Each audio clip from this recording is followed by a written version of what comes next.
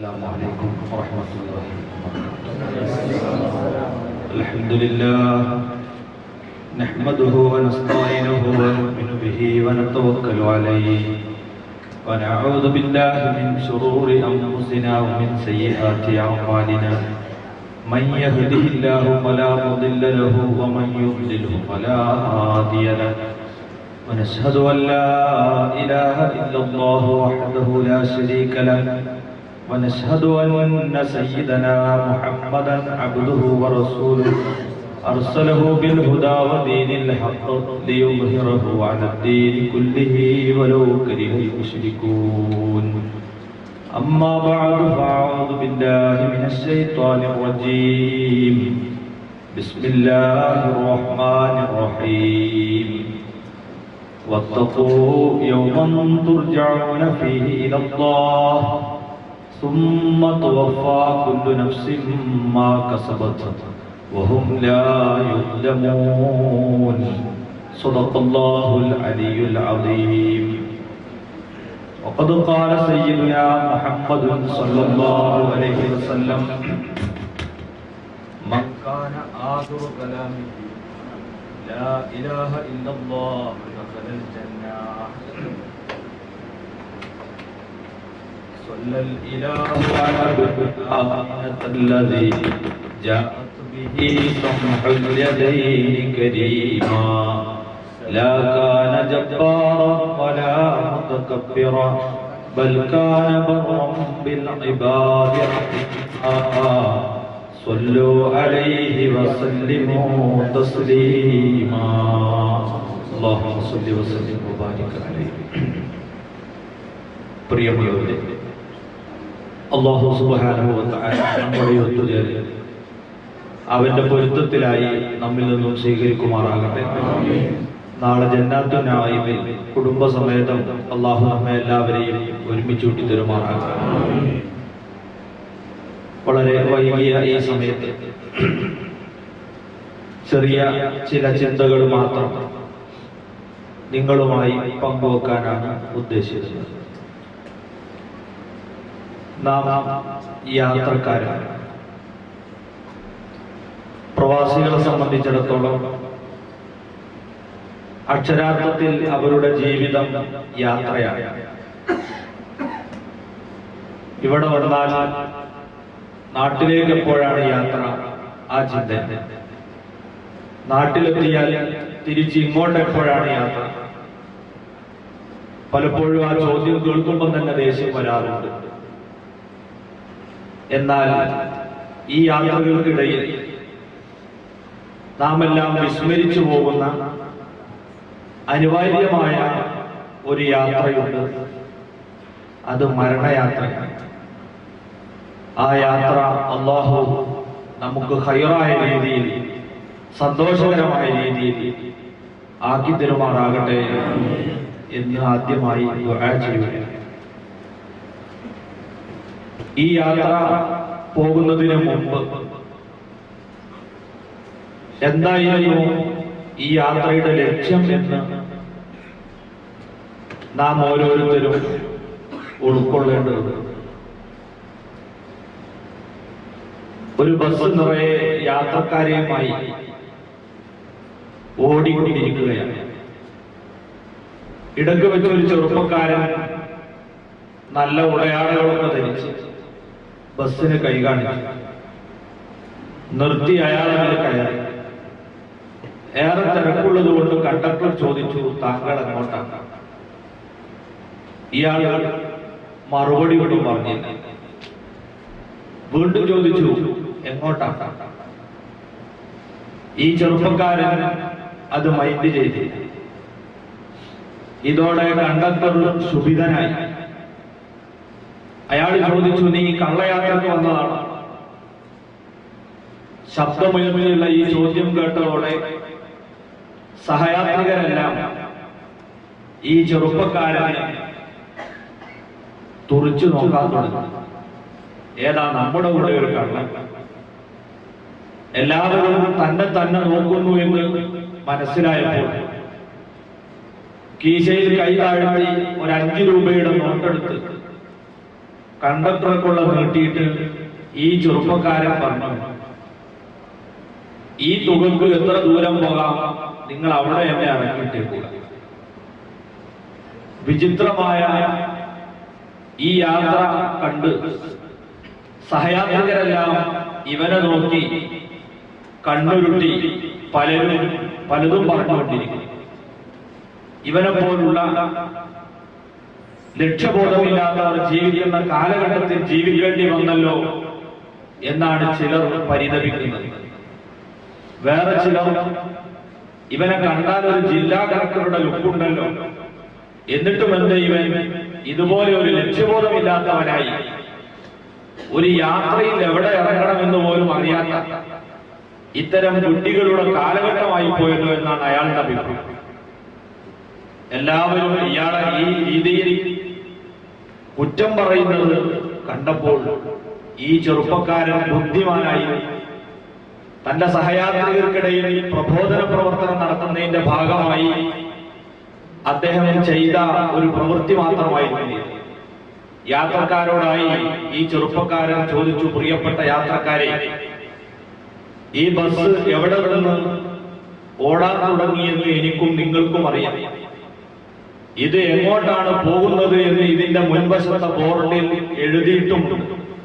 വളരെ ഹ്രസ്വമായ ഒരു ചെറിയ യാത്രയാണ്. ഈ യാത്രയിൽ പോലും ലക്ഷ്യം പറയാത്ത ഒരാൾ, ഇല്ലാത്ത ഒരാൾ, വിവരദോഷിയും വിഡ്ഢിയും ഈ കാലഘട്ടത്തിൽ ജീവിക്കാൻ അനർഹനുമാണെന്ന് നിങ്ങളൊക്കെ വിധി എഴുതിയത് ഞാൻ സ്വാഗതം ചെയ്യും.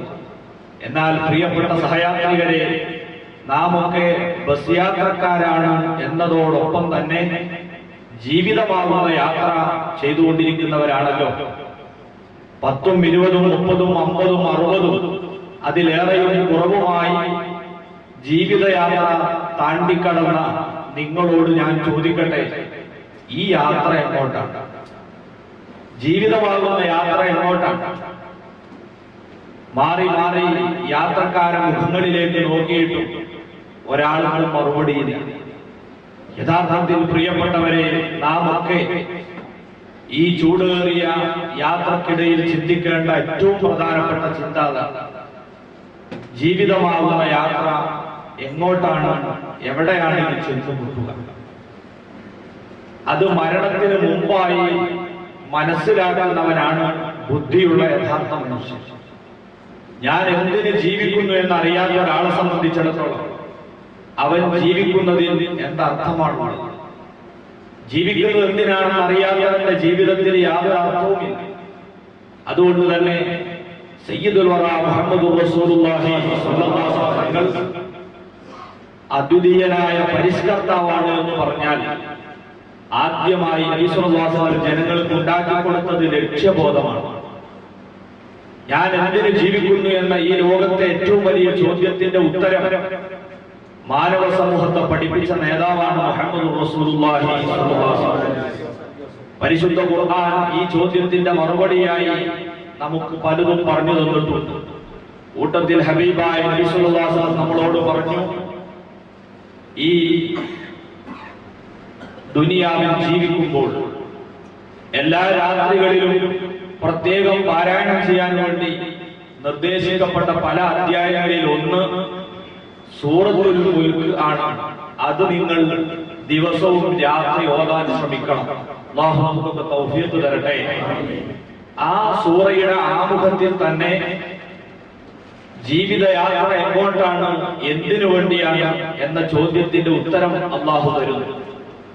തബാറകല്ലദീ ബിയദിഹിൽ മുൽക്ക് വഹുവ അലാ കുല്ലി ശൈഇൻ ഖദീർ അല്ലദീ ഖലഖൽ മൗത വൽ ഹയാത ലിയബ്ലുവകും അയ്യുക്കും അഹ്സനു അമലാ.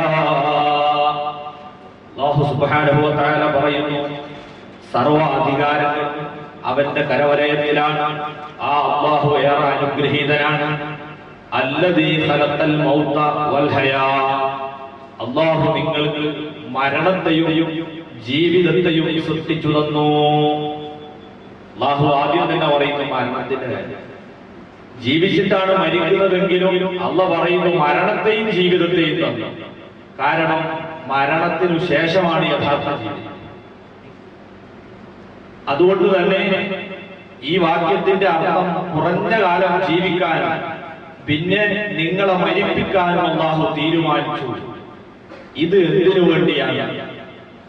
അല്ലാഹു മറുപടി പറയുന്നു, ലിയബ്ലുവക്കും, നിങ്ങളെ പരീക്ഷിക്കാൻ വേണ്ടിയാണ്. അയ്യുക്കും അഹ്സനു അമലാ, ഏറ്റവും നല്ല അമലുകൾ, പ്രവർത്തനങ്ങൾ നിങ്ങളെ കൂട്ടത്തിൽ ആരാണ് ചെയ്യുന്നത്? തിന്മയേക്കാൾ നന്മ പ്രവർത്തിക്കുന്നവരാരാണ്? ഇത് പരീക്ഷിക്കാനുള്ള ഒരവസരമാണ് നിങ്ങൾക്കുള്ള ജീവിതം. ചുരുക്കത്തിൽ മനുഷ്യന്റെ ജീവിതം ഒരു പരീക്ഷാ ഹാളാണ്. ആ ഹാളിൽ പരീക്ഷ എഴുതുകയാണ് നമ്മളൊക്കെ. അതിനുവേണ്ടി അല്ലാഹു തന്ന അവസരമാണ് ജീവിത കാലഘട്ടം എന്ന് പറയുന്നത്. ഇപ്പൊ നമ്മുടെ കുട്ടികൾ SSLC പരീക്ഷ എഴുതുകയായി. ആ പരീക്ഷയെ പോലെ ഒരു ചെറിയ പരീക്ഷയല്ല ജീവിതമാകുന്ന പരീക്ഷ. പലതുകൊണ്ടും ഇത് ഭീതിതമാണ്. SSLC പോലുള്ള പരീക്ഷകൾ മുൻകൂട്ടി സമയം നിശ്ചയിക്കപ്പെടുന്നുണ്ട്. ഒരു പരീക്ഷയ്ക്ക് ഇത്ര സമയം, ആകെ പരീക്ഷ ഇന്ന തീയതികളിൽ. എന്നാൽ ജീവിതമാകുന്ന പരീക്ഷ എപ്പോഴാണ് തീരുക ഒരാൾക്കും പറയാൻ കഴിയും. ഏതു നിമിഷത്തിൽ മരണമാകുന്ന ബെല്ലടി മുഴങ്ങി പരീക്ഷ അവസാനിക്കുമെന്നറിയില്ലെങ്കിൽ ഈ പരീക്ഷയിലെ വിജയത്തെക്കുറിച്ച് നമ്മൾ എത്രമാത്രം ഭീതിപ്പെടണം.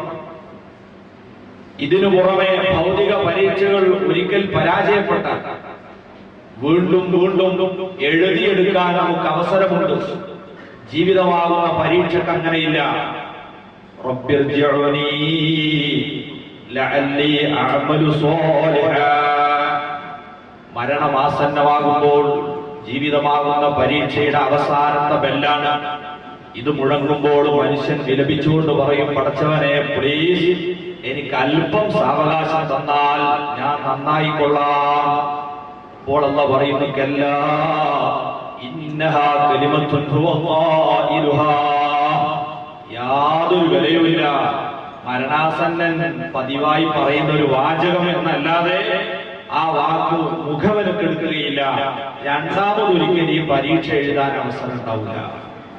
ഇതിനു പുറമെ ഭൗതിക പരീക്ഷകൾ നിയന്ത്രിക്കുന്നത് മനുഷ്യരായ ട്യൂട്ടർമാരാണ്. അവരെ അറിവിനും കാഴ്ചക്കും ഒക്കെ പരിധിയും പരിമിതിയും. ജീവിതമാകുന്ന പരീക്ഷ നിയന്ത്രിക്കുന്നതും നിരീക്ഷിക്കുന്നതും ഇന്ന റബ്ബക ലബിൽ മിർസാദ്, നിന്റെ രക്ഷിതാവായ അല്ലാഹു നിന്നെ റൈഡ് ചെയ്തുകൊണ്ടിരിക്കുകയാണ്. യഅലമു ഖായിനത്തൽ അയുനി വമാ തുഖ്ഫി സുദൂർ. നീ കണ്ണുകൾ കൊണ്ട് നോക്കുന്ന കട്ടുനോട്ടങ്ങളും നിന്റെ മനസ്സകങ്ങളിൽ ഒളിപ്പിച്ചു വെച്ച രഹസ്യങ്ങളും സവിസ്തരം അറിയുന്ന അല്ലാഹുവാണ് നിന്റെ പരീക്ഷ നിയന്ത്രിക്കുന്നത്. ആ ബോധവും കൂടി ഉണ്ടാകുമ്പോഴാണ് ഈ പരീക്ഷയുടെ പേടിപ്പെടുത്തുന്ന സാഹചര്യം നമുക്ക് ബോധ്യമാകുക. അതുകൊണ്ട് തന്നെ ഭൗതിക ലോകത്തെ ജീവിതം എന്ന് പറയുന്നത് ഒരു വലിയ പരീക്ഷയാണ് എന്ന തിരിച്ചറിവ് ഓരോ മനുഷ്യനും ഉണ്ടായിരിക്കും.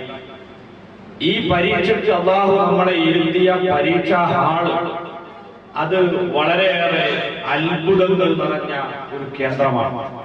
അല്ലാഹുവിന്റെ ഹബീബ് പറയുന്നു, ഇന്ന ദുനിയ ഹുൽവത്തുൻ ഖദിറാ. ഈ ഭൂമി എന്ന് പറയുന്നത് പച്ചപ്പുള്ള, കണ്ണഞ്ചിപ്പിക്കുന്ന, ആകർഷണീയമായ ഒരു വേദിയാണ്. ഫഇന്നല്ലാഹ മുസ്തഖ്ലിഫുകും ഫീഹാ. അവിടെയാണ് അല്ലാഹു നിങ്ങളെ അവന്റെ പ്രതിനിധികളായി നിയോഗിച്ചിട്ടുള്ളത്. ലിയൻദുറ കൈഫ തഅമലൂൻ. നിങ്ങൾ എങ്ങനെ ജീവിക്കുന്നു, എങ്ങനെ പ്രവർത്തിക്കുന്നു, ഇത് നിരീക്ഷിക്കാൻ വേണ്ടി അല്ലാഹു നിങ്ങളെ നിശ്ചയിച്ച ഈ ഭൂമി നിങ്ങളെ വല്ലാതെ മയക്കിക്കളയുന്ന ഒരു സ്ഥലമാണ്. അതുകൊണ്ട് തന്നെ ഭൂമിയാകുന്ന പരീക്ഷ ഹാളിലേക്ക് വരുന്ന മനുഷ്യർ പലപ്പോഴും പരീക്ഷയെക്കുറിച്ച് മറന്നു ഈ ഭൂമിയുടെ സൗന്ദര്യത്തിൽ ആകൃഷ്ടരായി പോകുമെന്ന് നബി സല്ലല്ലാഹു അലൈഹി വസല്ലം പഠിപ്പിക്കുകയാണ്. ഒരിക്കൽ അവിടുന്ന് ഒരു ഉദാഹരണം പറഞ്ഞു. ഈ ഭൂമി ഏതുപോലെയാണ്? ഒരു കപ്പൽ യാത്രക്കാർ, നിറയെ യാത്രക്കാരെയുമായി കപ്പൽ യാത്ര ആരംഭിച്ചു. മറുകരയിലേക്കാണ് യാത്ര. യാത്ര പോകുന്നതിനിടക്ക് ഒരു ദ്വീപിൽ അവർ ഇറങ്ങുകയാണ്. കപ്പിത്താൻ യാത്രക്കാരോട് വിളിച്ചു പറഞ്ഞു, നമ്മുടെ ലക്ഷ്യം വൻകരയാണ്.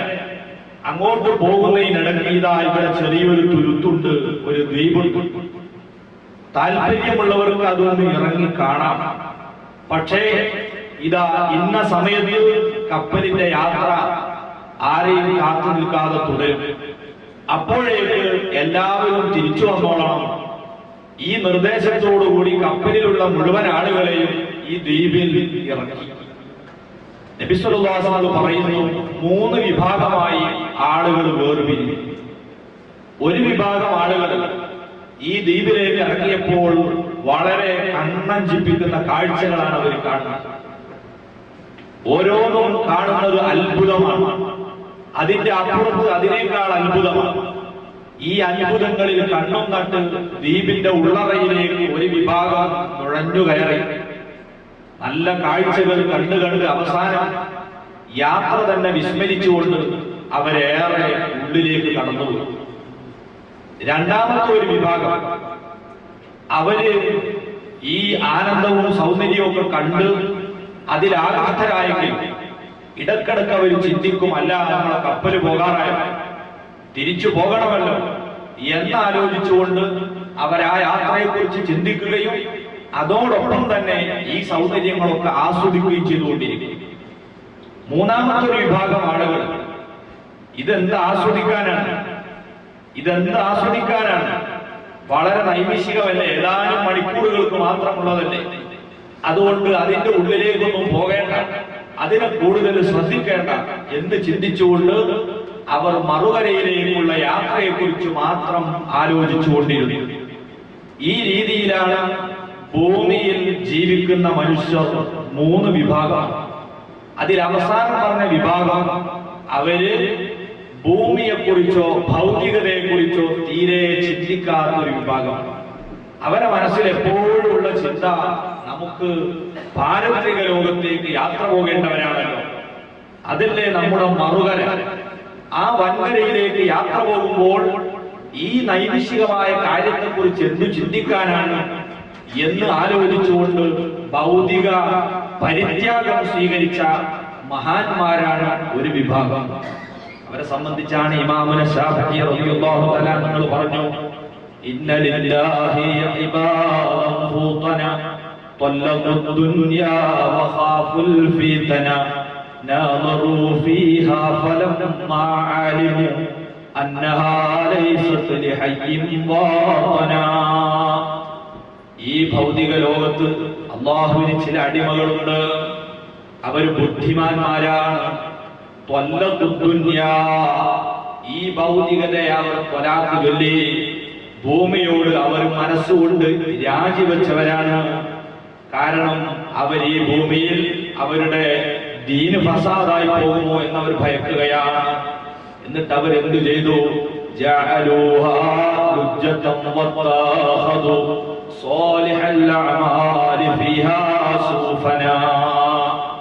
ഈ ദുനിയാവിനെ ഒരാഴക്കടലായി അവർ കാണുകയും ഇതിൽ നിന്ന് രക്ഷപ്പെടാനുള്ള കപ്പലായി സൽക്കർമ്മങ്ങളെ അവർ തിരഞ്ഞെടുക്കുകയും ചെയ്തു.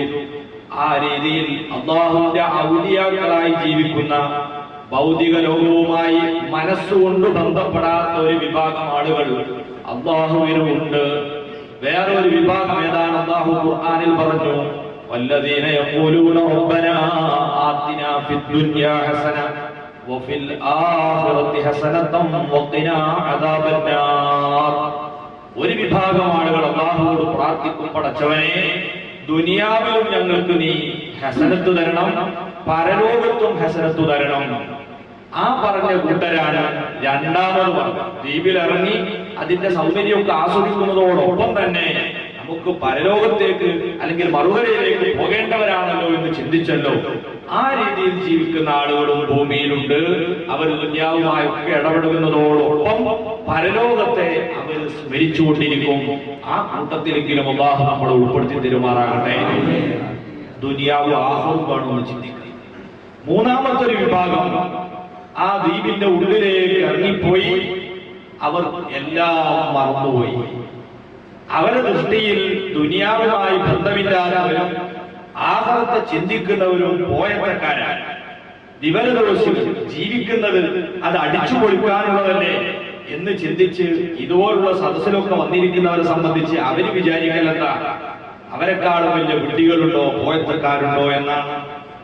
ആ കൂട്ടരായിരിക്കും ലോകത്ത് എക്കാലവും മഹാഭൂരിപക്ഷം ഉണ്ടാകുക. അല്ലാഹു അത്തരക്കാരും നമ്മളെ ആരെയും പെടുത്താതിരിക്കട്ടെ. പ്രിയപ്പെട്ടവരെ, ഏത് സമയത്തും ഭൂമിയിൽ ജീവിക്കുമ്പോൾ ഇവിടെയുള്ള വലിയ ബിൽഡിങ്ങുകൾ കണ്ടോ, വലിയ വലിയ കച്ചവടങ്ങൾ കണ്ടോ, ഇവിടെയുള്ള തോട്ടങ്ങൾ കണ്ടോ, നാം ഒരിക്കലും ജീവിതത്തിന്റെ ലക്ഷ്യം മറന്നു പോകരുത്.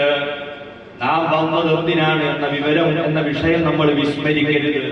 ഹബീബായ മുഹമ്മദ് റസൂലുള്ളാഹി സ്വല്ലല്ലാഹു അലൈഹി വസല്ലം തങ്ങളതാ ഭൂമിയിൽ ജീവിക്കുന്നവന്റെ മാനസികാവസ്ഥയെ സംബന്ധിച്ച് വിവരിച്ചുകൊണ്ട് പറഞ്ഞു, കുൻ ഫിദ്ദുനിയാ കഅന്നക ഗരീബ് ഔ ആബിറു സബീൽ വഅദ്ദ നഫ്സക മിൻ അസ്ഹാബിൽ ഖുബൂർ. സയ്യിദുനാ റസൂലുള്ളാഹി സ്വല്ലല്ലാഹു അലൈഹി വസല്ലം ഈ ഭൂമിയിൽ നീ ഒരു വിദേശിയെ പോലെ താമസിക്കണം. വിദേശിയുടെ മാനസികാവസ്ഥ പ്രവാസികളോട് പ്രത്യേകം പറയേണ്ടതില്ല. എന്താണ് നമ്മളിവിടെ ചിന്ത? വളരെ കുറഞ്ഞ കാലം കൊണ്ട് പരമാവധി നേടി നാട്ടിലേക്ക് തിരിക്കണമെന്നാണ്. ആർക്കും കുറെ കാലം ചോരയും നീരും പറ്റി നിരവാദിച്ച് ഇവിടെ കഴിയണമെന്ന് ആർക്കും താല്പര്യം. എല്ലാവരുടെയും താല്പര്യം വളരെ ചുരുങ്ങിയ കാലം കൊണ്ട് പരമാവധി സമ്പാദിച്ച് നാട്ടിലേക്ക് പോയി കുട്ടികളെയും കുടുംബക്കാരെയും ഉമ്മയുടെയും ബാപ്പയുടെയും കൂടെ കഴിയണമെന്ന്. അല്ലാഹു നമുക്ക് അതിന് തൗഫീഖ് തരട്ടെ. എന്നാൽ ആ ചിന്ത നമുക്ക് ഉള്ളതുപോലെ ഈ ദുനിയാവിലും നമ്മളെ മാനസികാവസ്ഥ അതായിരിക്കും. ഈ ചിന്ത ഉള്ളത് കൊണ്ട് ഇവിടെ കഠിനാധ്വാനം ചെയ്യുകയാണ്, ഓവർ ടൈം വർക്ക് എടുക്കുകയാണ്. ഇതുപോലെ പരലോകത്തേക്ക് നമ്മളെ തറവാട് ആദം അലൈഹി സ്വലാത്തു വസ്സലാം അവിടെയാണ് ജനിച്ചത്, സ്വർഗത്ത്. അങ്ങോട്ട് പോകേണ്ടവരാണ്. പക്ഷേ അവിടെ ചെന്നാൽ അങ്ങോട്ട് കയറ്റണമെങ്കിൽ കുറ്റങ്ങളെക്കാൾ നന്മകൾ ചെയ്തവരായിരിക്കും. അതുകൊണ്ട് പരമാവധി ഉള്ള സമയം ഉപയോഗപ്പെടുത്തുകയും ഓവർ ടൈം എടുത്തുകൊണ്ട് വർക്ക് ചെയ്ത് പാരത്രിക ലോകത്തേക്കുള്ള വിഭവങ്ങൾ സമാഹരിക്കുകയും ചെയ്യുക എന്നതായിരിക്കണം ഭൂമിയിൽ താമസിക്കുന്ന മനുഷ്യന്റെ മനോഗതി. പറയുന്നു, ഒന്നുകൂടെ പുരോഗമിച്ച് ചിന്തിക്കുകയാണെങ്കിൽ ഒരു വഴിയാത്രക്കാരന്റെ മാനസികാവസ്ഥയെ ദുനിയാവുമായി ഉണ്ടാകാൻ പാടുള്ളൂ. അത് കൂടുതൽ അല്ലാഹുവിനെ കുറിച്ച് ആലോചിക്കുന്നവരെ മാനസികാവസ്ഥയാണ്. അതേതാണ്? നമ്മളൊരു യാത്ര പോവുക. ഒരു യാത്ര പോകുമ്പോൾ തിരുവനന്തപുരത്ത് നിന്ന് എറണാകുളത്തേക്ക് യാത്ര പോകും. എന്നാൽ ആ പോകുന്ന വഴിക്ക് ഒരുപാട് ജില്ലകളിലൂടെ നമ്മൾ കടന്നു വരും. ലക്ഷ്യം എറണാകുളമാണ്. എന്നാൽ അതിന്റെ ഇടക്ക് നമ്മൾ കടന്നു വരുന്ന ആ ജില്ലകളുമായി നമ്മുടെ മനസ്സിനുള്ള ബന്ധം എന്താ? ലക്ഷ്യമാകുന്ന എറണാകുളത്തേക്ക് പോകാനുള്ള ഒരു റോഡ് എന്നു മാത്രമാണ്. എന്നതുപോലെ തറവാടാകുന്ന സ്വർഗത്തിലേക്ക് ഓടിച്ചെല്ലുമ്പോൾ അതിനു വേണ്ടി ഉപയോഗിച്ച ഒരു റോഡ് മാത്രമാണ് ഈ ദുനിയാവ്. അങ്ങനെ നമ്മൾ ഓടിക്കൊണ്ടിരിക്കുന്ന റോഡിനെ നമ്മൾ കൂടുതൽ മോടി പിടിപ്പിക്കുമോ? ആ റോഡിന്റെ സൗന്ദര്യത്തെ നമ്മൾ കൂടുതൽ ശ്രദ്ധിക്കുമോ? അപ്പോഴൊക്കെ നമ്മളെ മനസ്സിലുണ്ടാകൽ നമ്മൾ ഓടി ചെല്ലുന്ന ആ ലക്ഷ്യത്തെ കുറിച്ചല്ലേ. ഈ അവസ്ഥയായിരിക്കണം നിങ്ങളെ കൽവിലുണ്ടാകേണ്ടത്. ഇനിയും കൂടുതൽ കടന്നു ചിന്തിക്കുന്നവരാണെങ്കിൽ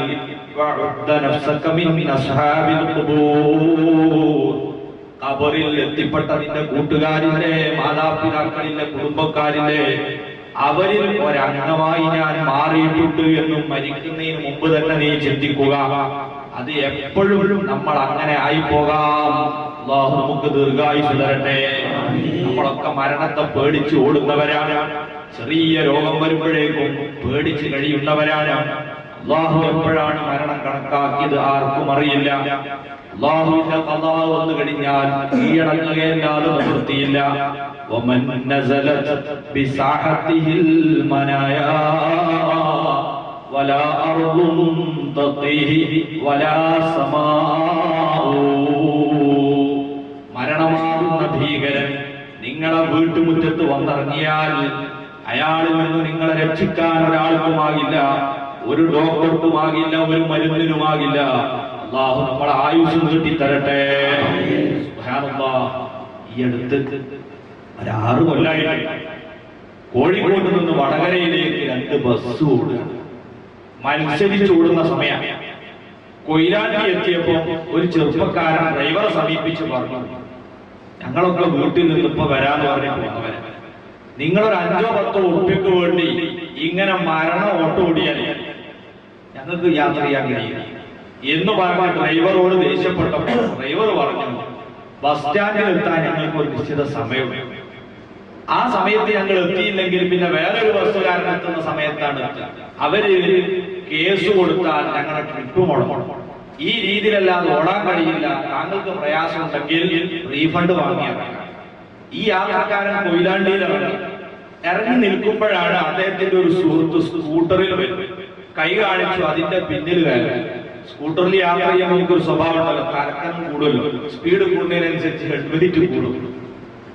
അങ്ങനെ ഇയാൾ നേരത്തെ മരണം ഭയന്നുകൊണ്ട് ഇറങ്ങിയ ബസ്സിനെ മൂടാടി എന്ന അപകട വളവിലെത്തിയപ്പോൾ ഇയാളുടെ സ്കൂട്ടർ ഓവർടേക്ക് ചെയ്തു. ഇനി സംഭവിക്കുന്നത് എന്താണ്? ഇയാള് മരണം ഭയന്ന് ഇറങ്ങിയ ബസ് ഇയാള് കയറിയ സ്കൂട്ടറിന്റെ പിന്നിലിടിക്കുന്നു, തലച്ചോറ് പൊട്ടി മരിക്കുന്നു. മനുഷ്യന്റെ സ്ഥിതിയാണ് പ്രിയപ്പെട്ടവരെ. അള്ളാഹു എവിടെ വെച്ച് മരണം കണക്കാക്കിയോ അത് സംഭവിക്കുക തന്നെ ചെയ്യും. അള്ളാഹു അപകടങ്ങളിൽ നമ്മളെ കാക്കുമാറാകട്ടെ. മനുഷ്യന്റെ സ്ഥിതി അതാണെങ്കിൽ ഏത് സമയത്തും സംഭവിക്കാവുന്ന മരണത്തിന് മുമ്പായി നമ്മളതാ വിജയിക്കാൻ ആവശ്യമായ ഉത്തരങ്ങളൊക്കെ പെട്ടെന്ന് എഴുതി വെക്കണം. സാധാരണ നമ്മൾ പരീക്ഷയ്ക്കിരിക്കുന്ന കുട്ടികൾക്ക് കൊടുക്കാറുള്ള ഉപദേശമല്ലേ, ക്വസ്റ്റ്യൻ ഒന്ന് വായിച്ചു നോക്കുക, അറിയുന്ന ഉത്തരങ്ങളൊക്കെ ആദ്യം എഴുതുക. അറിയാത്തതിന്റെ ഉത്തരം ചിന്തിക്കാൻ വേണ്ടി കൂടുതൽ സമയം ചെലവഴിച്ചാൽ ബെല്ലടി മുഴങ്ങുന്നതിന് മുമ്പ് അറിയുന്ന ഉത്തരം എഴുതി തീർക്കാൻ കഴിയില്ല. ഇതുപോലെ പരമാവധി ആദ്യം തന്നെ നമ്മൾ വാരി കൂട്ടുകയും മരണത്തിന്റെ സമയത്ത് വിജയിക്കണമെങ്കിൽ ആ സമയത്ത് നമുക്കതാ നമ്മുടെ ദേശീയ മന്ത്രമാകുന്ന ലാ ഇലാഹ ഇല്ലല്ലാഹ് ഈ വാക്യം ഉച്ചരിച്ചു മരിക്കാൻ കഴിയണം. അതിനുവേണ്ടിയുള്ള മുന്നൊരുക്കങ്ങൾ നടത്തുക. അത് നടത്തൽ എങ്ങനെയാണ്? നമ്മുടെ നെഞ്ചകത്ത് എപ്പോഴും ലാ ഇലാഹ ഇല്ലല്ലാഹ് ഈ ചിന്ത ഉണ്ടായിരിക്കണം. നമ്മുടെ നാവിൻ തുമ്പിൽ നിരന്തരമായി ലാ ഇലാഹ ഇല്ലല്ലാഹ് എന്ന് ഉണ്ടായിരിക്കണം. നമ്മുടെ കാതുകൾ ലാ ഇലാഹ ഇല്ലല്ലാഹ് എന്ന വിശുദ്ധ വചനം ശ്രദ്ധിച്ചു കൊണ്ടിരിക്കണം. അതിനുവേണ്ടി എല്ലാ സംവിധാനവും അർഹമുർ റഹീമിനായ റബ്ബ് ഒരുക്കി തന്നിട്ടുണ്ട്. ഏത് സ്ഥലത്തും 3 മുസ്ലിമീങ്ങളുണ്ടോ അവിടെ ബാങ്കും ഇഖാമത്തും കൊടുത്തു നിസ്കരിക്കണമെന്ന് ദീനിന്റെ നിയമമാണ്. എന്തിനാണ് അല്ലാഹു ഈ നിയമം വെച്ചത്? ഈ വചനം കേൾക്കാത്ത ഒരു ദിവസം നമുക്ക് ഉണ്ടാകാൻ പാടില്ല. അതിനാണ് ബാങ്ക് കൊടുക്കുന്നത്. ബാങ്കിനെ അറബിയിൽ പറയുന്ന പേര് അൽ അദാൻ എന്നാണ്. അതിന്റെ പരിഭാഷ പരസ്യം എന്നാണ്. ബാങ്ക് ഒരു പരസ്യമാണ്. ആ പരസ്യത്തിന്റെ പിന്നിൽ ഒരുപാട് രഹസ്യങ്ങളുണ്ട്. ഏറ്റവും പ്രധാനപ്പെട്ടത് ലാ ഇലാഹ ഇല്ലല്ലാഹ് ഈ വാചകം കേൾക്കാത്ത ഒരു കുട്ടി ലോകത്ത് ഉണ്ടാകാൻ പാടില്ല. അല്ലാഹുവിനെ കുറിച്ച് കലിമത്തു തൗഹീദ് ശ്രദ്ധിക്കാൻ അവസരം കിട്ടാത്ത ഒരു വ്യക്തി ഉണ്ടാകാൻ പാടില്ല. എത്ര കോടി രൂപയാണ് ഇതിനു വേണ്ടി നമ്മൾ ചെലവ് ചെയ്യുന്നത്? ഒരു ചെറിയ മഹല്ലത്തെ നമ്മുടെ നാട്ടിൽ നമ്മൾ പരിശോധിച്ചാൽ, ഒരു പഞ്ചായത്തിൽ പരിശോധിച്ചാൽ എത്ര പള്ളി ഉണ്ടാകും? ഓരോ പള്ളിയിൽ ഈ പരസ്യം വിളിച്ചു പറയുന്ന മുഅദ്ദിന് 1000 രൂപ ശരാശരി നമ്മൾ കണക്കാക്കിയാൽ ഒരു പഞ്ചായത്തിൽ മാത്രം ഈ പരസ്യത്തിന് വേണ്ടി എത്ര രൂപ നമ്മൾ ചെലവഴിക്കുന്നു? ഒരു ജില്ലയിൽ, കേരള സംസ്ഥാനത്ത് മാത്രം, ഇന്ത്യയിൽ, ലോകത്ത് മുഴുവനും ഓരോ മാസവും കോടിക്കണക്കിന് രൂപ ചെലവ് ചെയ്തുകൊണ്ടുള്ള പരസ്യം. അത് ഉജാലക്കാരൻ്റെതല്ല, വേറെ ഏതെങ്കിലും ഫാക്ടറിക്കാരൻ്റെതല്ല. അത് അല്ലാഹുവിന്റെ വചനമാകുന്ന ലാ ഇലാഹ ഇല്ലല്ലാഹ് ഇത് പരസ്യം ചെയ്യാനാണ് നമ്മൾ ഏറ്റവും വലിയ തുക ചെലവ് ചെയ്തുകൊണ്ടിരിക്കുന്നത്. ആ പരസ്യത്തിന്റെ രഹസ്യം അത് നമ്മൾ കേൾക്കണം എന്നുള്ളതാണ്. കേട്ടാൽ പോലെ ശ്രദ്ധിച്ചു കേൾക്കണം. കേൾക്കുമ്പോൾ അത് ഏറ്റു ചൊല്ലണം. അങ്ങനെ നമ്മുടെ ഹൃദയത്തിലും നാവിൻ തുമ്പിലും കാതിലും ലാ ഇലാഹ ഇല്ലല്ലാഹ് എന്ന് മരിക്കുന്നത് വരെ നിലനിൽക്കണം. മരണത്തിന്റെ സമയത്ത് നമ്മുടെ ദേശീയ മന്ത്രമാകുന്ന ലാ ഇലാഹ ഇല്ലല്ലാഹ് ചൊല്ലി മരിക്കാൻ നമുക്ക് കഴിയണം. അല്ലാഹു തൗഫീഖ് തരട്ടെ. പക്ഷേ മരണാസന്നനായ ആളുകൾക്ക് ഇതിന് ചിലപ്പോൾ തടസ്സമുണ്ടാകും. അതിന് പല കാരണങ്ങൾ നബി സല്ലല്ലാഹു അലൈഹി വസല്ലം പറഞ്ഞിട്ടുണ്ട്. പ്രധാനപ്പെട്ട ഒന്ന്, മൻ തകല്ലമ ഇന്നല്ലദാനി യതലജലജു ലിസാനുഹു ഇന്നൽ മൗത്ത്. സയ്യിദുനാ റസൂലുള്ളാഹി വാക്ക് കേൾക്കുന്ന സമയത്ത് ഭൗതിക സംസാരങ്ങളിൽ ആരെങ്കിലും ഏർപ്പെട്ടാൽ, പ്രിയപ്പെട്ട സഹോദരിമാരെ, സഹോദരന്മാരെ, നമ്മൾ ടി.വി. തുറന്നവരാവാം, വാർത്ത കേൾക്കുന്നവരാകാം, ഫോണിൽ സംസാരിക്കുന്നവരാകാം, അല്ലാഹു നമ്മളെ ദേശീയ മന്ത്രമാകുന്ന ലാ ഇലാഹ ഇല്ലല്ലാഹ് വിളിച്ചു പറയാൻ ഏർപ്പാട് ചെയ്തു. അത് കേൾക്കുന്ന സമയത്ത് ഖുർആൻ ഒത്തുപോലും നിർത്തിവെക്കണമെന്നാണ് ദീനിന്റെ നിയമമെങ്കിൽ, ഭൗതിക സംസാരത്തിൽ ഏർപ്പെട്ട് ഇതിനോട് ഐക്യദാർഢ്യം പ്രഖ്യാപിച്ച് അത് ഏറ്റു ചൊല്ലാതിരിക്കുന്ന ആളുകൾ ഈ ലോകത്തോട് വിട പറയുന്ന സമയത്ത് ആഖിബത്ത് ഭയന്നുകൊള്ളണമെന്ന് ഹബീബ് മുഹമ്മദുർ റസൂലുള്ളാഹി നമ്മളെ ഓർമ്മപ്പെടുത്തുന്നു. ഇതുപോലെ തന്നെ മാതാപിതാക്കളെ വേദനിപ്പിച്ചവർക്ക് മരണമാസന്നമാകുമ്പോൾ അവർ ഭയന്നുകൊള്ളണം. മഹാനായ സയ്യിദുനാ റസൂലുള്ളാഹി സ്വല്ലല്ലാഹു അലൈഹി വസല്ലം ജീവിത കാലഘട്ടത്തിൽ പ്രഗൽഭനായ ഒരു സ്വഹാബിയാണ് അൽഖമ റളിയല്ലാഹു അൻഹു. മരണാസന്നനായി സ്വഹാബാക്കൾ ലാ ഇലാഹ ഇല്ലല്ലാഹ് എന്ന് ചൊല്ലിക്കൊടുത്തു. നബി സല്ലല്ലാഹു അലൈഹി വസല്ലം പറഞ്ഞിട്ടുണ്ട്, ഇതാ നിങ്ങളിൽ ആർക്കെങ്കിലും മരണമാസന്നമായാൽ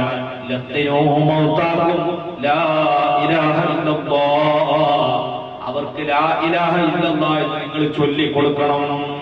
തലഭാഗത്തിരുന്ന് ഒരാൾ അല്ലെങ്കിൽ അവിടെ ഉള്ളവരൊക്കെ ലാ ഇലാഹ ഇല്ലല്ലാഹ് എന്ന് ചൊല്ലൂ എന്ന് നിങ്ങൾ നിർബന്ധിക്കാനോ കൽപ്പിക്കാനോ പാടില്ല. ചൊല്ലിക്കഴിഞ്ഞാൽ പിന്നെ നിങ്ങൾ ഒന്നും പറയണ്ട, അങ്ങനെ മരിച്ചു കിട്ടട്ടെ. അതേ സമയത്ത് ചൊല്ലിയതിനു ശേഷം പിന്നെയും സംസാരിച്ചാലോ വീണ്ടും നമ്മൾ ഓർമ്മപ്പെടുത്തി കൊടുക്കുക. ഈ സുന്നത്ത് നിർവഹിച്ചുകൊണ്ട് പല സ്വഹാബികളും അൽഖമ റളിയല്ലാഹു അൻഹു ചൊല്ലിക്കൊടുത്തു നോക്കി. പക്ഷേ മഹാനായ ഈ സ്വഹാബി കലിമത്തു തൗഹീദ് ചൊല്ലുന്നില്ല. സ്വഹാബാക്കൾ തന്നെ പേടിച്ചുപോയി, ഇത്ര നല്ലൊരു മനുഷ്യന് കലിമ ചൊല്ലാൻ കിട്ടുന്നില്ലേ? നബി സല്ലല്ലാഹു അലൈഹി വസല്ലം സമീപത്തേക്ക് ഓടിച്ചെന്ന് അവർ പരാതി പറഞ്ഞു.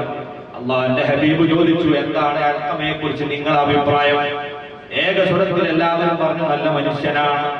പിന്നെ ചോദിച്ചു, അദ്ദേഹത്തിന്റെ മാതാപിതാക്കളിൽ ആരെങ്കിലും ജീവിച്ചിരിപ്പുണ്ടോ? ഉത്തരം കിട്ടി, വയോവൃദ്ധയായ ഒരു ഉമ്മയുണ്ട്. ഉമ്മയെ കൊണ്ടുവരാൻ പറഞ്ഞ നബി സല്ലല്ലാഹു അലൈഹി വസല്ലം ചോദിച്ചു, എന്താ നിങ്ങളും മകനും തമ്മിലുള്ള ബന്ധം? ഉമ്മ പറഞ്ഞു, വളരെ നല്ല നിലയിലാണ്. വീണ്ടും നബി ചോദിച്ചു, എങ്കിലും നിങ്ങൾ വല്ല പ്രശ്നം ഉണ്ടായിട്ടുണ്ടോ? ആ ഉമ്മ പറഞ്ഞു, നബിയെ അങ്ങനെ കാര്യമായ പ്രശ്നമൊന്നുമില്ല, എങ്കിലും എന്റെ മകന്റെ വിവാഹ പ്രായമെത്തിയപ്പോൾ ഞാൻ അവനൊരു പെൺകുട്ടിയെ കല്യാണം ചെയ്തു കൊടുത്തു. വിവാഹത്തിന് ശേഷം പ്രായം വന്ന ഞാനും അവന്റെ ഭാര്യയും ഒരു വിഷയത്തിൽ രണ്ടഭിപ്രായക്കാരായാൽ എന്റെ അഭിപ്രായത്തെ തള്ളി ഭാര്യ പറയുന്നത് സ്വീകരിക്കുന്ന സ്വഭാവം അപൂർവം ചില സമയത്ത് എന്റെ മകനും ഉണ്ടായിട്ടുണ്ട്. അതിന്റെ പേരിൽ അവനോട് എനിക്ക് മാനസികമായ ചില പ്രയാസം തോന്നിയിട്ടുണ്ട്. ഇതല്ലാതെ ഞങ്ങൾ തമ്മിൽ വേറെ തെറ്റൊന്നുമില്ല. അല്ലാഹുവിന്റെ ഹബീബിന് ബോധ്യമായി ഈ കലിമ ചൊല്ലാൻ സാധിക്കാത്തതിന്റെ കാരണം മറ്റൊന്നല്ല. പ്രിയപ്പെട്ട സഹോദരങ്ങളെ, ഗൾഫിൽ താമസിക്കുന്ന സുഹൃത്തുക്കളെ, നമ്മൾ നാട്ടിൽ നടക്കുന്നത് പലപ്പോഴും അറിയാത്തവരാണ്. നമുക്ക് വരുന്ന ഫോൺ കോളുകളിലും കത്തുകളിലും ഒക്കെ പലപ്പോഴും ചില ബുദ്ധി കുറഞ്ഞ ഭാര്യമാർ പലരെയും പരാമർശിച്ച് എഴുതിയേക്കാം. ആ എഴുത്തുകൾ വായിച്ചുകൊണ്ട് സ്വന്തം മാതാവിനോട് നിങ്ങൾ വെറുപ്പ് വെക്കരുത്, പ്രതികാര നടപടികൾക്ക് മുതിരരുത്. ഒരിക്കലും പ്രശ്നത്തിന്റെ നാനാ വശങ്ങളെ പഠിക്കാതെ ആക്ഷൻ എടുക്കുന്ന സ്വഭാവം നമുക്കുണ്ടാകരുത്. അത് ആഖിബത്തിനെ ബാധിക്കുന്ന വിഷയമാണ്, സൂക്ഷിച്ചു കൊള്ളണം. അല്ലാഹുവിന്റെ റസൂൽ സ്വല്ലല്ലാഹു അലൈഹി വസല്ലം ഈ സ്വഹാബിക്ക് കലിമ ചൊല്ലാനുള്ള ഭാഗ്യം കിട്ടാൻ വേണ്ടി ഒരു തന്ത്രം എന്ന നിലക്ക് പറഞ്ഞു, ഉമ്മ നിങ്ങളെ മകൻ നരകത്തിൽ കടക്കാൻ പോകുകയാണ്, പരലോകത്ത് തീയിലിട്ട് അവനെ ശിക്ഷിക്കുന്നത് എനിക്ക് ഇഷ്ടമല്ല, അതുകൊണ്ട് ദുനിയാവിൽ വെച്ച് തന്നെ അവനെ ചുട്ടുകരിക്കണം. സ്വഹാബാക്കളെ നിങ്ങൾ വിറക് കൊണ്ടുവരൂ. ആ ഉമ്മ കരഞ്ഞുകൊണ്ട് പറഞ്ഞു, നബിയെ എന്റെ മകനെ ശിക്ഷിക്കരുത്, ഞാൻ അവന് മുഴുവനും പുറത്തു കൊടുത്തിരിക്കുന്നു. സ്വഹാബികളോട് പറഞ്ഞു, ചെന്നു നോക്കൂ, സയ്യിദുനാ അൽഖമ റളിയല്ലാഹു അൻഹു ലാ ഇലാഹ ഇല്ലല്ലാഹ് അത്യുച്ചത്തിൽ ചൊല്ലിയാണ് ഈ ലോകത്തോട് വിട പറയുന്നത്. അതുകൊണ്ട് പ്രിയപ്പെട്ടവരെ, മാതാപിതാക്കളെ ബഹുമാനിക്കലും അവരെ പൊരുത്തവും നമ്മുടെ ആഖിബത്തിന് അനിവാര്യമാണ്. ആലിമീങ്ങളെ ആദരിക്കലും അവരെ തൃപ്തിയും നമ്മുടെ പൊരുത്തത്തിന് അനിവാര്യമാണ്. ഇതുപോലെ അല്ലാഹുവിന്റെ ദീനിന്റെ ശിആറുകൾ, അത് ബാങ്കാകട്ടെ, നബി സല്ലല്ലാഹു അലൈഹി വസല്ലമകളാകട്ടെ, ഔലിയാക്കളാകട്ടെ, സ്വാലിഹീങ്ങളാകട്ടെ, മുസ്ഹഫാകട്ടെ, പള്ളിയാകട്ടെ, ദീനീ സ്ഥാപനങ്ങളാകട്ടെ, ഇവയൊക്കെ ആദരിക്കുകയും അതിനെ പുച്ഛിക്കാതെ ബഹുമാനിക്കുകയും ചെയ്യുന്നവർക്ക് അതിന്റെ ഒക്കെ മൂല ആശയമായ ലാ ഇലാഹ ഇല്ലല്ലാഹ് ഈ വചനം ചൊല്ലി ഈ ലോകത്തോട് വിട പറയാൻ സാധിക്കും. അല്ലാഹു നമുക്ക് തൗഫീഖ് നൽകുമാറാകട്ടെ. അത് ചൊല്ലി മരിച്ചെങ്കിലേ നമ്മളെ പരീക്ഷയിൽ സമ്പൂർണ്ണ വിജയം. വിശ്വാസികൾ പറഞ്ഞു, മൻകാന ആഖിറു കലാമിഹി ലാ ഇലാഹ ഇല്ലല്ലാഹു ദഖലൽ ജന്ന. ആരുടെയെങ്കിലും അവസാനത്തെ വചനം ലാ ഇലാഹ ഇല്ലല്ലാഹ് ആയിട്ടുണ്ടെങ്കിൽ അയാൾ സ്വർഗ്ഗത്തിൽ കടന്നതാണ്. വേറൊരു ഹദീസിൽ അവിടുന്ന് പറഞ്ഞു, മൻ ഖാല ലാ ഇലാഹ ഇല്ലല്ലാഹു ദഖലൽ ജന്ന. ലാ ഇലാഹ ഇല്ലല്ലാഹ് എന്ന് ചൊല്ലിയവരൊക്കെ സ്വർഗ്ഗത്തിൽ കടക്കണം. ഈ രണ്ട് ഹദീസും വൈരുദ്ധ്യമുണ്ട് എന്ന് പ്രത്യക്ഷത്തിൽ തോന്നുമെങ്കിലും ഇമാം സുബക്കി റഹ്മത്തുള്ളാഹി അലൈഹി ഇവയെ സംയോജിപ്പിച്ചുകൊണ്ട് പറഞ്ഞത് ഇപ്രകാരമാണ്: മരണസമയത്ത് ലാ ഇലാഹ ഇല്ലല്ലാഹ് എന്ന് ചൊല്ലിയവർക്ക് സ്വർഗമുണ്ട് എന്ന് പറഞ്ഞാൽ തീരെ നരകത്തിൽ കിടക്കാതെ അവർക്ക് സ്വർഗത്തിലെത്താമെന്നാണ്. ലാ ഇലാഹ ഇല്ലല്ലാഹ് എന്ന് വിശ്വസിച്ചവർക്കൊക്കെ സ്വർഗമുണ്ട് എന്ന് പറഞ്ഞാൽ അതിന്റെ അർത്ഥം ചെയ്ത കുറ്റങ്ങൾക്ക് ശിക്ഷ അനുഭവിച്ചതിന് ശേഷം അവർ സ്വർഗത്തിലെത്തുമെന്നാണ്. തീരെ നരകശിക്ഷയില്ലാതെ അവരിൽ തന്നെ സ്വർഗത്തിലെത്തണമെങ്കിൽ മരണസമയത്ത് കലിമ ചൊല്ലാൻ കഴിയണം. അല്ലാഹു നമുക്ക് ആ ഭാഗ്യം തരുമാറാകട്ടെ.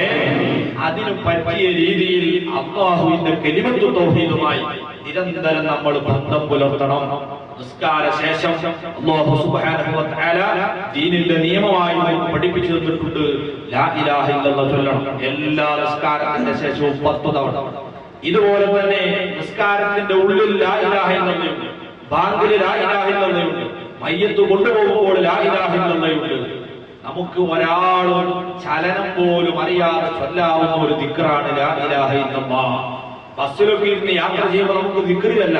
അപ്പൊ ചിലപ്പോ നമ്മളെ തൊട്ടടുത്തുണ്ടാകുന്ന ആള് മുസ്ലിം ആയിക്കൊള്ളണമെന്നില്ല. അപ്പൊ നമ്മളിങ്ങനെ ചുണ്ടളക്കുമ്പോ അയാൾ വിചാരിക്കുക എനിക്കെതിരെന്തോ പറയാണോ, എനിക്കെതിരെന്തോ മന്ത്രിക്കാണോ എന്ന് വിചാരിച്ച് നമുക്ക് ഒരു പ്രയാസം ഉണ്ടാവും. എന്നാൽ ലാ ഇലാഹ ഇല്ലല്ലാഹ് ഇത് ചൊല്ലുമ്പോ ആരെയും ചുണ്ടളകൂല, എവിടെ വെച്ചും ചൊല്ലാവുന്ന വചനമാണ്. അതുകൊണ്ട് തന്നെ നബി സല്ലല്ലാഹു അലൈഹി വസല്ലം പറഞ്ഞു, അഫ്ളലു ദിക്രി ലാ ഇലാഹ ഇല്ലല്ലാഹ്, ഏറ്റവും ബഹുമാനമുള്ള ദിക്ർ ലാ ഇലാഹ ഇല്ലല്ലാഹ് ആകുന്നു. ജീവിതകാലത്ത് നമ്മൾ ഏറ്റവും കൂടുതൽ ചൊല്ലിയ, ചിന്തിച്ച, പറഞ്ഞ, കേട്ട ആ വചനം അതിനെ മരിക്കുമ്പോഴും നമുക്ക് ഓർമ്മ വരിക. അല്ലാഹു ആ കൂട്ടത്തിൽ നമ്മളെ പെടുത്തി തരുമാറാകട്ടെ. അങ്ങനെ ജീവിതം അവസാനിച്ചു കഴിഞ്ഞാൽ നമ്മുടെ മുമ്പിലതാ നമ്മുടെ പരീക്ഷയുടെ റിസൾട്ട് നമ്മുടെ മുമ്പിലേക്ക് വെക്കപ്പെടുകയാണ്. അല്ലാഹു പറയുന്നു, ഫഅമ്മാ മൻ സഖലത് മവാസീനുഹു ഫഹുവ ഫീ ഈശത്തിർ റാദിയ. നന്മയുടെ തുലാസിന് മുൻതൂക്കം കിട്ടിയ ആളുകൾ സംതൃപ്ത സ്വർഗീയ ജീവിതം കൊണ്ട് വിജയിച്ചവരാകും. വഅമ്മാ മൻ ഖഫ്ഫത് മവാസീനുഹു ഫഉമ്മുഹു ഹാവിയ. നന്മയുടെ തുലാസിന് മുൻതൂക്കം ലഭിക്കാത്തവരുടെ അഭയകേന്ദ്രം ഹാവിയയാണ്. വമാ അദ്റാക മാ ഹിയ നാറുൻ ഹാമിയ. അതാകട്ടെ ആളിക്കത്തുന്ന നരകാഗ്നിയാണ്. റബ്ബ് നമ്മളെ കാക്കുമാറാകട്ടെ. സുബ്ഹാനല്ലാഹ്. അല്ലാഹുവിന്റെ റസൂൽ സ്വല്ലല്ലാഹു അലൈഹി വസല്ലം സ്വഹാബാക്കളെ കൂടെ ഇരിക്കുന്ന സമയത്ത് ഒരിക്കലതാ വലിയൊരു സ്ഫോടനത്തിന്റെ ശബ്ദം കേൾക്കുന്നു. സ്വഹാബാക്കൾ ഞെട്ടി വിറച്ചുപോയി. ഇന്നത്തെ രീതിയിലുള്ള മിസൈലാക്രമണങ്ങളും ബോംബ് സ്ഫോടനങ്ങളും ഇല്ലാത്ത കാലമാണല്ലോ. സ്വഹാബത്ത് നബിതങ്ങൾ ചോദിച്ചു, സ്വഹാബാ നിങ്ങളാ കേട്ട ശബ്ദം എന്താണെന്ന് നിങ്ങൾക്കറിയുമോ? അവര് പറഞ്ഞു, അല്ലാഹു റസൂലുഹു അഅലം. നബി സല്ലല്ലാഹു അലൈഹി വസല്ലം പറയുന്നു, 70,000 കൊല്ലങ്ങൾക്ക് മുമ്പ് നരകത്തിലേക്ക് വലിച്ചെറിയപ്പെട്ട ഒരു കല്ല് അതിന്റെ ആഴിയിൽ ചെന്ന് പതിച്ച ശബ്ദമാണ് അല്ലാഹു നിങ്ങൾക്ക് കേൾപ്പിച്ചു തന്നിരിക്കുന്നത്. എത്രയാണ് നരകത്തിന്റെ കഅറ് ആഴമെന്ന് ഒരാൾക്കും പറയാൻ കഴിയില്ല. വിശുദ്ധ ഖുർആനോട് നമ്മളെ ബോധ്യപ്പെടുത്തി, കല്ലാ ഇദാ ദുഃഖത്തില്ല ദക്കൻ ദക്കാ വജാ റബ്ബുക വൽ മലക്കു സഫൻ സഫാ. അല്ലാഹുവിന്റെ തീരുമാനം വരുന്നതോടെ നമ്മളിവിടെ കെട്ടിപ്പൊക്കിയ സൗധങ്ങളും ഇവിടെ പടുത്തുയർത്തിയ ബിൽഡിങ്ങുകളും നട്ടുവളർത്തിയ തോട്ടങ്ങളുമെല്ലാം ഒരൊറ്റ സ്ഫോടനത്തിൽ ധൂമപാളികളായി പൊടിപൊടിയായി മാറുന്ന ദിവസം. എന്നിട്ട് അല്ലാഹു പറയുന്നു, ആ ദിവസത്തിൽ ഇദാ ജാഅ റബ്ബുക വൽ മലക്കു സഫ്ഫൻ സഫ്ഫാ, രക്ഷിതാവാകുന്ന അല്ലാഹുവിന്റെ കൽപ്പന വന്നു. മഹ്ശറയിൽ ഒരുമിച്ച് കൂട്ടപ്പെട്ട മനുഷ്യരെ മാലാഖമാര് വന്ന് വലയം ചെയ്തു പോയി. എല്ലാവരും ഭീതിയോടെ കഴിയുന്നു. ഒരേ മൈതാനിയിൽ അവരെ പേടിപ്പെടുത്തുന്ന ശൈലിയിലാണ് മലക്കുകൾ. അവർക്ക് ചുറ്റും പട്ടാളക്കാരെ പോലെ കാവൽ നിൽക്കുകയാണ്. അങ്ങനെ കരഞ്ഞ് നിലവിളിച്ച കണ്ണുകളോടെ ഭീതിയിൽ കഴിയുന്ന മനുഷ്യരെ ഒന്നുകൂടി ഭയപ്പെടുത്തൽ ഉദ്ദേശിച്ചുകൊണ്ട് ആ ദിവസത്തിൽ അല്ലാഹു നരകത്തെ മഹ്ശറിലേക്ക് കൊണ്ടുവരുന്ന രംഗം അല്ലാഹുവിന്റെ ഖുർആൻ പറയുന്നു. വജീഅ യൗമഇദിൻ ബിജഹന്നം യൗമഇദിൻ യതദക്കറുൽ ഇൻസാൻ ഫഅന്നാ ലഹു ദിക്റാ. ആ ദിവസത്തിൽ അതാ നരകത്തെ കൊണ്ടുവരുന്ന ഒരു രംഗമുണ്ട്. അല്ലാഹുവിന്റെ ഹബീബ് പറയുന്നു, ഭീമൻ ഒരു വസ്തുവാണ് നരകം എന്ന് പറയുന്നതിന്റെ വലുപ്പം പറഞ്ഞു തീർക്കാൻ കഴിയില്ല. 70,000 ചങ്ങലകളിലാണ് നരകത്തെ ബന്ധിച്ചിട്ടുള്ളത്. ഭീമൻ ചങ്ങലയുടെ ഓരോ കണ്ണിയും 70,000 എണ്ണമുണ്ട്. 70,000 വരുന്ന ഓരോ കണ്ണിയിലും പിടിച്ചു വലിക്കുന്നത് 70,000 വീതം മലക്കുകളാണ്. ഭീകരമായ ആ രംഗം അല്ലാഹുവിന്റെ ഖുർആൻ പറയുന്നതിന്റെ അകത്തുനിന്ന് പൊട്ടിത്തെറി കേൾക്കാം, വിളിച്ച് കരയുന്നത് കേൾക്കാം, ആർത്തനാദങ്ങൾ കേൾക്കാം. ശിക്ഷ അനുഭവിക്കുന്നവരുടെ വേദനയുടെ ഒച്ചപ്പാടുകളൊക്കെ മഹ്ശറിലേക്ക് നരകത്തെ കൊണ്ടുവരുമ്പോൾ അവിടെ ഒരുമിച്ച് കൂട്ടപ്പെട്ട മനുഷ്യർ കേൾക്കുന്നതോടെ അവരതാ കിടുകിട വിറച്ചുകൊണ്ട് പേടിച്ചു നിലവിളിക്കുന്നു. അല്ലാഹുവിന്റെ ഹബീബ് പറയുന്നു, നരകാവകാശികളായ ആളുകൾ ഈ ആഴമേറിയ നരകത്തിലേക്ക് വലിച്ചെറിയപ്പെട്ട് കഴിഞ്ഞാൽ അവരതാ നിലവിളിച്ചു കരയുകയാണ്. അവിടെ വലിയ ശിക്ഷയാണ്. തീ ശരീരത്തിലേക്ക് ആളിപ്പടരുന്നതോടെ ആദ്യം തീ പിടിക്കുന്നത് ഹാർട്ടിനാണ്. നഊദു ബില്ലാഹ്, അല്ലാഹു നമ്മളെ കാക്കുമാറാകട്ടെ. നമ്മളെ വിശ്വാസം എല്ലാം ഉറച്ചു നിൽക്കേണ്ട കേന്ദ്രം നരകാവകാശികൾ വേണ്ട പോലെ ഉപയോഗപ്പെടുത്താതെ മാനസിക സംസ്കരണം നേടാത്തത് കൊണ്ട് അത് നേരെ ആളിപ്പിടിക്കുന്നത് ഹൃദയത്തിലേക്കാണ്. അല്ലത്തീ തത്വലു അലൽ അഫ്ഇദ എന്ന് ഖുർആൻ പറഞ്ഞത് ഇതിനെ സംബന്ധിച്ചാണ്. ശരീരം മുഴുവനും തീ തിന്നു കഴിഞ്ഞാൽ അല്ലാഹു പറയുന്നു, കുല്ലമാ നദിജത് ജുലൂദുഹും ബദ്ദൽനാഹും ജുലൂദൻ ഗൈറഹാ. ശരീരത്തിലുള്ള ചർമ്മങ്ങൾ മുഴുവനും ഈ തീ തിന്നു കഴിഞ്ഞാൽ നമുക്ക് പിന്നെ വേദന അറിയില്ല. നമ്മുടെ ശരീരത്തിൽ വേദന അനുഭവപ്പെടുന്നത് ചർമ്മത്തിൽ അതിനു വേണ്ടി നിശ്ചയിച്ച ചില സംവേദനേന്ദ്രിയങ്ങളുണ്ട്. അതിൽ തട്ടുമ്പോഴാണ്. തോല് പൂർണ്ണമായും പൊളിച്ചാൽ പിന്നെ ആ മാംസത്തിൽ ഒരു സൂചി എടുത്ത് കുത്തിയാൽ പോലും വേദന നമുക്ക് അനുഭവപ്പെടുകയില്ല. അതുകൊണ്ട് നരകത്തിലിട്ട ആളുകളുടെ തോല് കത്തി തീർന്നാൽ പിന്നെ അവർക്ക് ശിക്ഷ അനുഭവിക്കാൻ കഴിയില്ല. അത് മനസ്സിലാക്കിയ അല്ലാഹു വിശുദ്ധ ഖുർആനിൽ പറയുന്നു, കുല്ലമാ നദിജത് ജുലൂദുഹും ബദ്ദൽനാഹും ജുലൂദൻ ഗൈറഹാ. അത് കത്തിത്തീരുമ്പോഴേക്ക് വേദന അനുഭവിക്കാൻ വീണ്ടും പുതിയ ചർമ്മങ്ങൾ അവർക്ക് കൊടുത്തുകൊണ്ടിരിക്കും. ആയിരക്കണക്കിന് കൊല്ലക്കാലം നിലവിളിച്ച് ദാഹിച്ച് വളരെ വിശന്ന് കരഞ്ഞുകൊണ്ട് മലക്കുകളോട് ഇവർ യാചിച്ചു ഭക്ഷണം ചോദിക്കുകയാണ്, വെള്ളം ചോദിക്കുകയാണ്. അല്ലാഹുവിന്റെ ഖുർആൻ പറയുന്നു, ഒരു ദയവില്ലാത്ത ഭീകര മനസ്കരാണ് നരകത്തെ കാക്കുന്ന മലക്കുകൾ എന്ന് പറയുന്ന വിഭാഗം.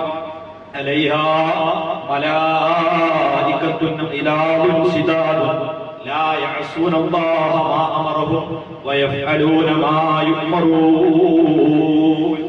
നരകത്തിന്റെ ചുറ്റുമുള്ള മാലാഖമാർ കഠോര മനസ്കരാണ്, ഭീകര രൂപികളാണ്, ഭയപ്പെടുത്തുന്ന രൂപമുള്ളവരാണ്.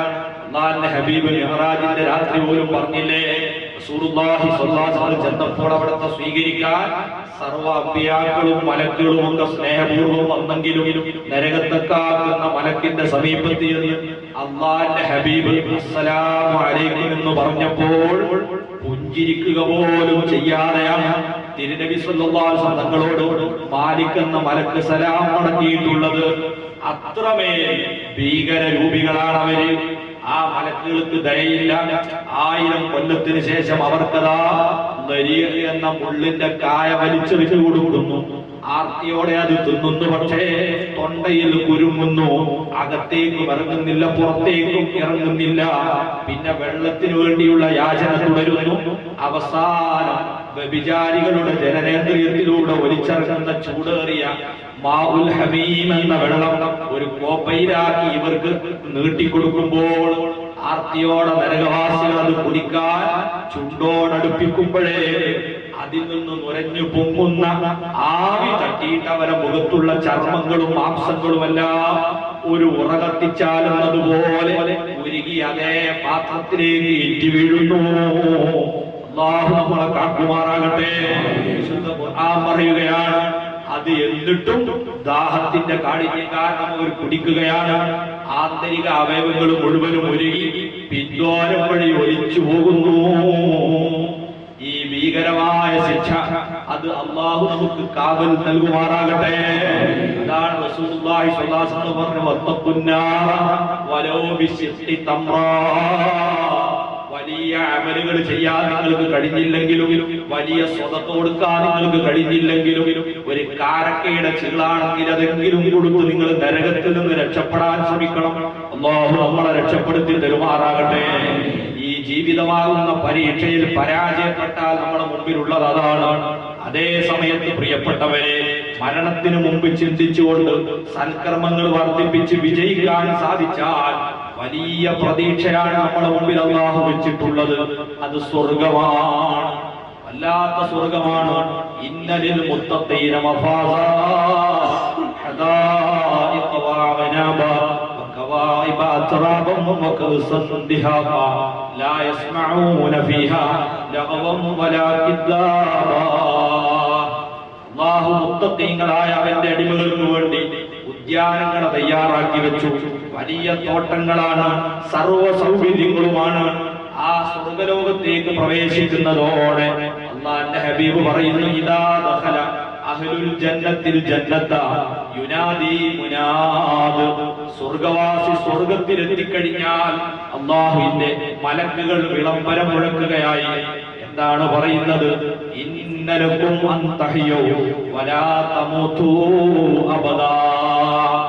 ഇന്നു മുതൽക്ക് ഇനി നിങ്ങൾക്ക് മരണമില്ലാത്ത ലോകത്താണ് നിങ്ങൾ എത്തിയത്. ഇനി നിങ്ങൾക്ക് മരണമില്ലാത്ത ജീവിതമാണ്. ഇതിലും വലിയ സന്തോഷമുണ്ടോ പ്രിയപ്പെട്ടവരെ? ഈ ദുനിയാവിൽ വെച്ച് ആർക്കും നമുക്ക് ഗ്യാരണ്ടി തരുന്നു, നിങ്ങൾ ഇനി മരിക്കില്ല എന്ന് പറഞ്ഞാൽ നമ്മൾ തുള്ളിച്ചാടുകയില്ലേ? സ്വർഗത്തിലെത്തുമ്പോൾ ആദ്യം കേൾക്കുന്ന വാചകമാണത്. തുടർന്ന് റസൂലുള്ള പറയുന്നു, മലക്കിന്റെ രണ്ടാമത്തെ വിളിയാണ് വിളംബരവും വന്നു,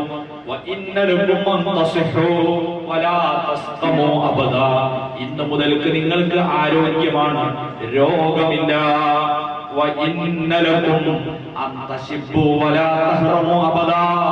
ഇനി നിങ്ങൾക്ക് വാർദ്ധക്യമില്ല, ആ യുവത്വം മാത്രമാണ്. നമ്മളൊക്കെ ആ ഗൾഫിലേക്ക് പോരുമ്പോ നമ്മളെ ഭാര്യമാർ ചെറുപ്പക്കാരികളാണ്, നമ്മളും ചെറുപ്പക്കാരാണ്. തിരിച്ച് നമ്മൾ അങ്ങോട്ട് ചെന്നപ്പം മുടി കൊഴിഞ്ഞിട്ടുണ്ട്, തലയുടെ മുകൾ ഭാഗമൊക്കെ ചെമ്പുവാനിയുടെ മൂട് പോലെ ആയവരുണ്ട്, നരബാധിച്ചവരുണ്ട്. യുവതിയായ ഭാര്യ നമ്മൾ നാട്ടിൽ തിരിച്ചെത്തിയപ്പോൾ പല്ല് കൊഴിഞ്ഞിട്ടുണ്ട്. സ്വർഗത്തിൽ ഇങ്ങനെയല്ല, എന്നും ആരോഗ്യമാണ്, യൗവനമാണ്. അല്ലാഹുവിന്റെ റസൂൽ പറയുന്നു, ഇന്ന ഫിൽ ജന്നത്തി ലസൂഖ യഅ്തുനഹാ കുല്ല ജുമുഅ. സ്വർഗത്തിൽ ഒരു ടൗൺ ഉണ്ട്. എല്ലാ വെള്ളിയാഴ്ചയും അഥവാ ആഴ്ചയിൽ ഒരിക്കൽ പുരുഷന്മാരൊക്കെ ആ ടൗണിലേക്ക് പോകും. അവരെ മുഖങ്ങളിലേക്കും വസ്ത്രങ്ങളിലേക്കും ഒരു തരത്തിലുള്ള മർമ്മമാരുകൾ സുഗന്ധ കാറ്റടിച്ചു വീശിയാൽ അവർക്ക് വല്ലാത്ത സൗന്ദര്യവർദ്ധനമുണ്ടാകും. തിരിച്ച് അവർ സ്വന്തം ഭാര്യമാരുടെ വീട്ടിലേക്ക് എത്തിക്കഴിഞ്ഞാൽ ഭാര്യമാർ ഇവരെ നോക്കി പറയും, നിങ്ങൾക്ക് വല്ലാത്ത സൗന്ദര്യം വർദ്ധിച്ചിട്ടുണ്ടല്ലോ. ആഴ്ചയിലുമാണിത്. റസൂലുള്ളാഹി സ്വല്ലല്ലാഹു അലൈഹി വസല്ലം പറയുന്നു, ഭർത്താക്കന്മാരുടനെ ഭാര്യമാരെ നോക്കിയിട്ട് പറയുന്നു, വല്ലാഹി ലഖദ് ഇസ്ദത്തുന്ന ഹുസ്നം വജമാലാ.